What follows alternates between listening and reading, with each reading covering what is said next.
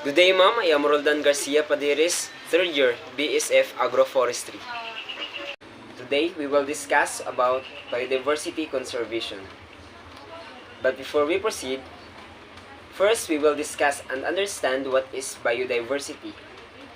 The word biodiversity originates from the Greek word bios means life and the word diversitas means variety or difference. The whole word biodiversity generally means variety of life. Biodiversity is all the different kinds of life you'll find in one area, such as animals, plants, fungi, and even microorganisms like bacteria that makes up our natural world. Each of these species and organisms works together in ecosystem to maintain balance and support life. Biodiversity supports everything in nature that we need to survive, such as food, clean water, medicine, and shelter. Biodiversity characterized into three. First is ecosystem diversity, species diversity, and genetic diversity. Ecosystem diversity addresses the combined characteristics of biotic properties and abiotic properties. It can be defined as the variety of different habitats, communities, and ecological processes. Species diversity, it is the number of different species that are represented in given community. Species are the basic units of biological classification, and hence, this is the measure most commonly associated with the term biodiversity. Next is genetic diversity. It refers to the range of different inherited traits within a species. In a species with high genetic diversity, there would be individuals with a wide variety of different traits. Genetic diversity is critical for a population to adapt to changing environments. Biodiversity is the number of variety of plants, animals, and organisms that exist in an ecosystem. You might wonder what is the benefits or importance of biodiversity to humans. Well, biodiversity supports humans and societal needs, including foods and nutrition security, energy, development of medicines, and pharmaceutical and fresh waters, which together underpin good health. And it also supports economic opportunities and leisure activities that contributes in overall well-being. Despite from knowing the benefits and importance, we still cannot prevent the causes of losing and destructing biodiversity. So what are the causes of biodiversity loss?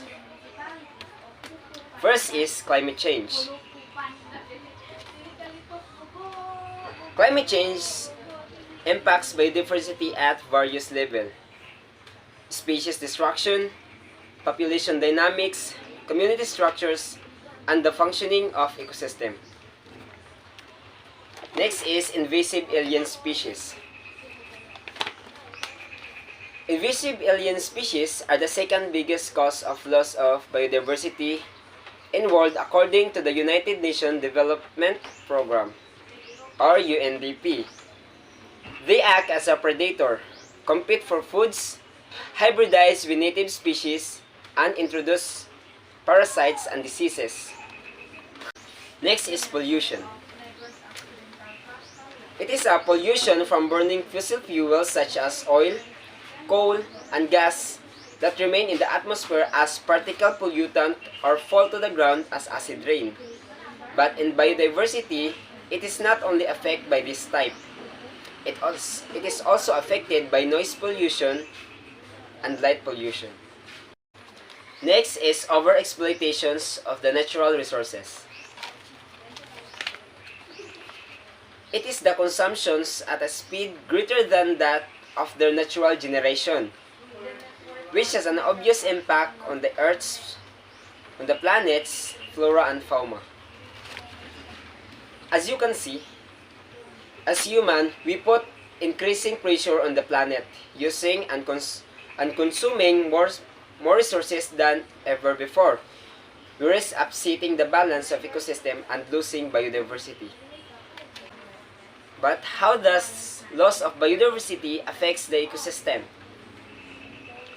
Loss of biodiversity undermines the ability of ecosystem to function effectively and efficiently, and thus undermines nature's abilities to support a healthy environment. And if this happening continues through the year, it would affect the human living in a sense of getting food in the ecosystem. And how does this affect human being? The threats to human being. First is proliferation.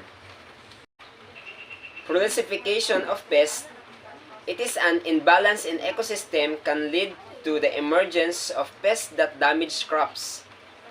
Na imbis na sa kagubatan manirahan ang mga pests, because of the destruction in forest, pests are forced or provoked to migrate to crops area in order to survive. Next is the increase in carbon dioxide emission. This is the capacity of forests and ocean to absorb carbon dioxide is decreased if their ecosystem are adversely affected. Because of the destructions in the ecosystem and the destruction in flora, the capacity of the absorption of carbon dioxide has decreased. Biodiversity loss can have significant direct human health impacts if the ecosystem services are no longer adequate to meet social needs.